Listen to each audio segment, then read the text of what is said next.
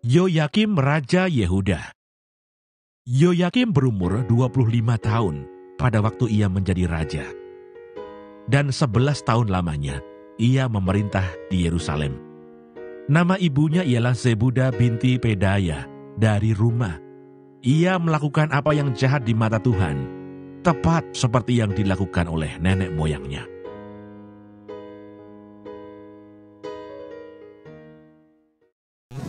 Dua Raja-Raja pasal 24.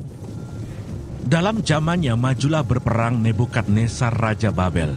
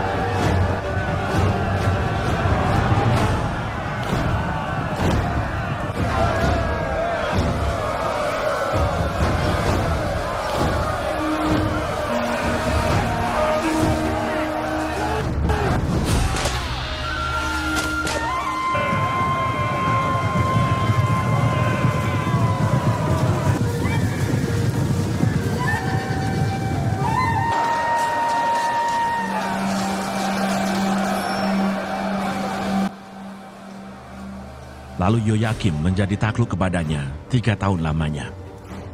Tetapi kemudian Yoyakim berbalik dan memberontak terhadap dia.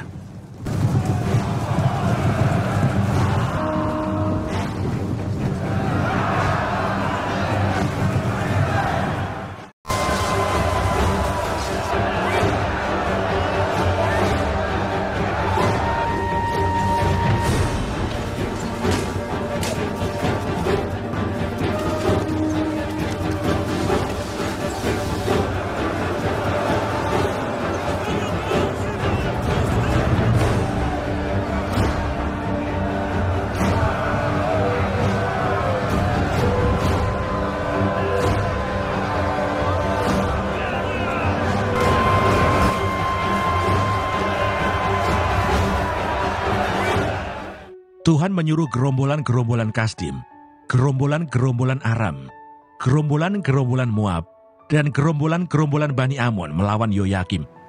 Ia menyuruh mereka melawan Yehuda untuk membinasakannya, sesuai dengan firman Tuhan yang diucapkannya dengan perantaraan para hambanya, yaitu para nabi. Sungguh, hal itu terjadi kepada Yehuda sesuai dengan titah Tuhan untuk menjauhkan mereka dari hadapannya. Oleh karena dosa-dosa Manasye setimpal dengan segala yang dilakukannya, dan juga oleh karena darah orang yang tidak bersalah yang telah ditumpahkannya. Sebab ia telah membuat Yerusalem penuh dengan darah orang yang tidak bersalah, dan Tuhan tidak mau mengampuninya. Selebihnya dari riwayat Yoyakim dan segala yang dilakukannya, bukankah semuanya itu tertulis dalam kitab sejarah Raja-Raja Yehuda? Kemudian Yoyakim mendapat perhentian bersama-sama dengan nenek moyangnya. Maka Yoyakin, anaknya, menjadi raja menggantikan dia. Raja Mesir tidak lagi keluar berperang dari negerinya, sebab Raja Babel telah merebut segala yang termasuk wilayah Raja Mesir, mulai dari sungai Mesir sampai ke sungai Efrat.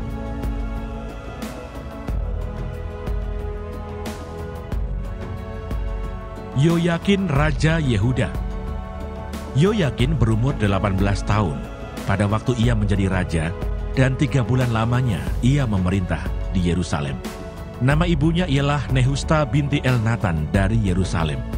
Ia melakukan apa yang jahat di mata Tuhan, tepat seperti yang dilakukan ayahnya. Pada waktu itu majulah orang-orang Nebukadnezar, Raja Babel, menyerang Yerusalem dan kota itu dikepung. Juga Nebukadnezar, Raja Babel, datang menyerang kota itu, sedang orang-orangnya mengepungnya.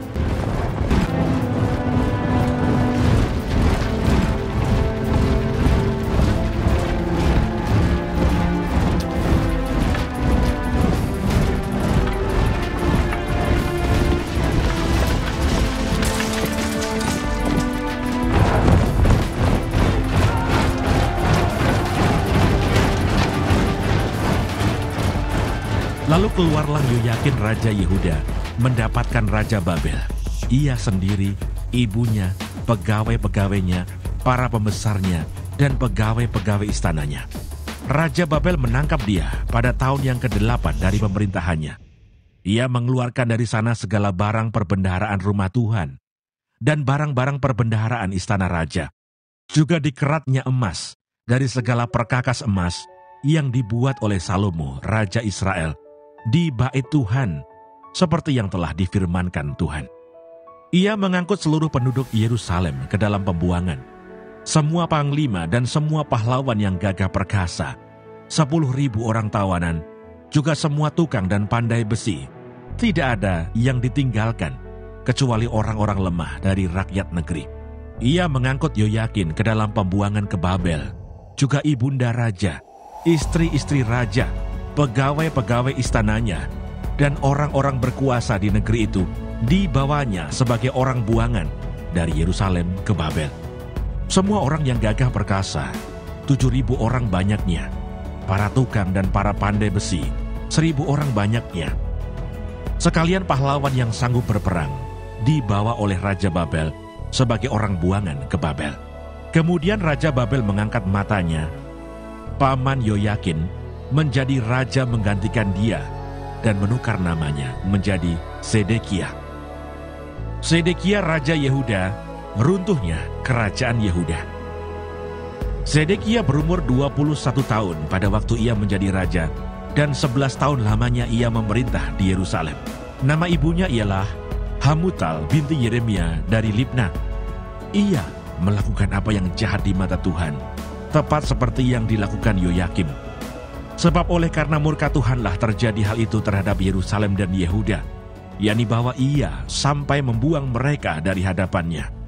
Sedekia memberontak terhadap Raja Babel.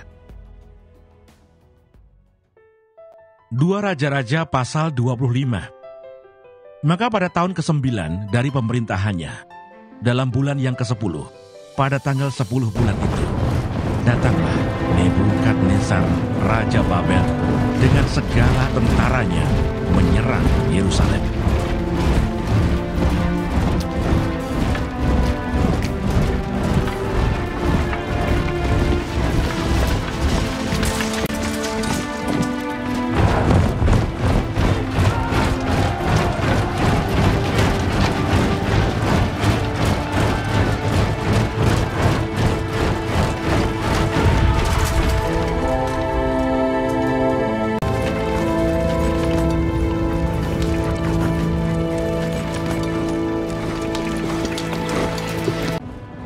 Ia berkemah mengepungnya dan mendirikan tembok pengepungan sekelilingnya. Demikianlah kota itu terkepung sampai tahun yang ke-11, zaman Raja Zedekia.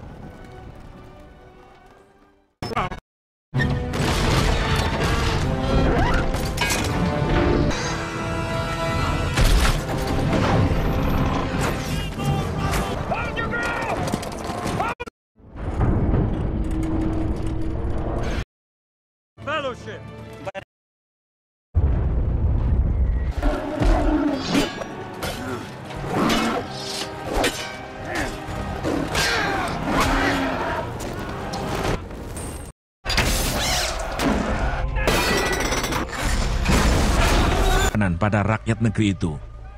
Maka dibelah oranglah tembok kota itu, antara kedua tembok yang ada di dekat taman raja. Sekalipun orang Kasdim mengepung kota itu sekeliling. Mereka lari menuju ke arah Yordan, Yeriko. Segala tentaranya telah berserak-serak meninggalkan dia. Mereka menangkap raja dan membawa dia kepada Raja Babel di Ribla yang menjatuhkan hukuman atas dia. Orang menyembelih anak-anak Sedekia di depan matanya. Kemudian dibutakannya lah mata Sedekia. Lalu dia dibelenggu dengan rantai tembaga dan dibawa ke Babel. Dalam bulan yang kelima pada tanggal 7 bulan itu, itulah tahun ke-19, zaman Raja Nebukadnezar, Raja Babel, datanglah Nebuzaradan, kepala pasukan pengawal pegawai Raja Babel ke Yerusalem. Ia membakar rumah Tuhan, rumah raja, dan semua rumah di Yerusalem. Semua rumah orang-orang besar dibakarnya dengan api. Tembok sekeliling kota Yerusalem dirobohkan oleh semua tentara Kasdim yang ada bersama-sama dengan kepala pasukan pengawal itu. Sisa-sisa rakyat yang masih tinggal di kota itu, dan para pembelot yang menyeberang ke pihak Raja Babel, dan sisa-sisa khalayak ramai, diangkut ke dalam pembuangan oleh Nebuzaradan, kepala pasukan pengawal itu. Hanya beberapa orang miskin dari negeri itu ditinggalkan oleh kepala pasukan pengawal itu untuk menjadi tukang-tukang kebun anggur dan peladang-peladang. Juga tiang-tiang tembaga yang ada di rumah Tuhan dan kereta penopang dan laut tembaga yang ada di rumah Tuhan dipecahkan oleh orang Kasdim dan tembaganya diangkut mereka ke Babel. Kuali-kuali, penyodok-penyodok, pisau-pisau, dan cawan-cawan, dan segala perkakas tembaga yang dipakai untuk menyelenggarakan kebaktian diambil mereka. Juga perbaraan-perbaraan dan bokor-bokor penyiraman, baik segala yang dari emas maupun segala yang dari perak, diambil oleh kepala pasukan pengawal itu. Adapun kedua tiang laut yang satu itu, kereta penopang yang dibuat oleh Salomo untuk rumah Tuhan, tiada tertimbang tembaga segala perkakas ini. 18 hasta tingginya tiang yang satu, dan di atasnya ada ganja dari tembaga. Tinggi ganja itu 3 hasta, dan jala-jala dan buah-buah delima ada di atas ganja itu sekeliling. Semuanya itu tembaga. Dan seperti itu juga tiang yang kedua, disertai jala-jala. Lalu kepala pasukan pengawal itu menangkap Seraya, imam kepala, dan Sefanya, imam tingkat 2, dan ketiga orang penjaga pintu. Dari kota itu ditangkapnya seorang pegawai istana yang diangkat mengepalai tentara, dan 5 orang pelayan pribadi raja yang terdapat di kota itu, dan panitera panglima tentara yang mengerahkan rakyat negeri menjadi tentara, dan 60 orang dari rakyat negeri yang terdapat di kota itu. Nebuzaradan, kepala pasukan pengawal, menangkap mereka dan membawa mereka kepada Raja Babel di Ribla. Lalu Raja Babel menyuruh membunuh mereka di Ribla, di tanah Hamat. Demikianlah orang Yehuda diangkut ke dalam pembuangan dari tanahnya. Gedalia menjadi gubernur dan dibunuh. Tentang rakyat yang masih tinggal di tanah Yehuda yang ditinggalkan oleh Nebukadnezar Raja Babel, diangkatnyalah atas mereka Gedalia bin Ahikam bin Safan. Ketika semua panglima tentara dengan orang-orangnya mendengar bahwa Raja Babel telah mengangkat Gedalia, maka pergilah mereka kepada Gedalia ke Mispa, yaitu Ismail bin Netanya, Yohanan bin Karyah, Seraya bin Tanhumet, orang Netofa itu, dan Yaasanya, anak seorang Maaka, bersama dengan anak buahnya. Lalu bersumpahlah Gedalia kepada mereka dan anak buah mereka, katanya kepada mereka, "Janganlah kamu takut terhadap pegawai-pegawai orang Kasdim itu. Tinggallah di negeri ini dan takluklah kepada Raja Babel, maka keadaanmu akan menjadi baik." Tetapi dalam bulan yang ke-7, datanglah Ismail bin Netanya bin Elisama, seorang yang asalnya dari keturunan raja, dan 10 orang bersama-sama dengan dia. Mereka membunuh Gedalia dan orang-orang Yehuda dan orang-orang Kasdim yang ada bersama-sama dengan dia di Mispa. Maka bangkitlah seluruh rakyat, dari yang kecil sampai yang besar, serta panglima-panglima tentara. Lalu larilah mereka ke Mesir, sebab mereka takut terhadap orang Kasdim itu. Yoyakin dikasihani. Kemudian dalam tahun ke-37, sesudah Yoyakin Raja Yehuda dibuang, dalam bulan yang ke-12, pada tanggal 27 bulan itu, maka Ewil Merodah Raja Babel, dalam tahun ia menjadi raja, menunjukkan belas kasihannya kepada Yoyakin Raja Yehuda dengan melepaskannya dari penjara. Ewil Merodah berbicara baik-baik dengan dia dan memberi kedudukan kepadanya lebih tinggi daripada kedudukan raja-raja yang bersama-sama dengan dia di Babel. Ia boleh mengganti pakaian penjaranya dan boleh selalu makan roti di hadapan raja selama hidupnya. Dan tentang belanjanya, raja selalu memberikannya kepadanya sekadar yang perlu tiap-tiap hari selama hidupnya.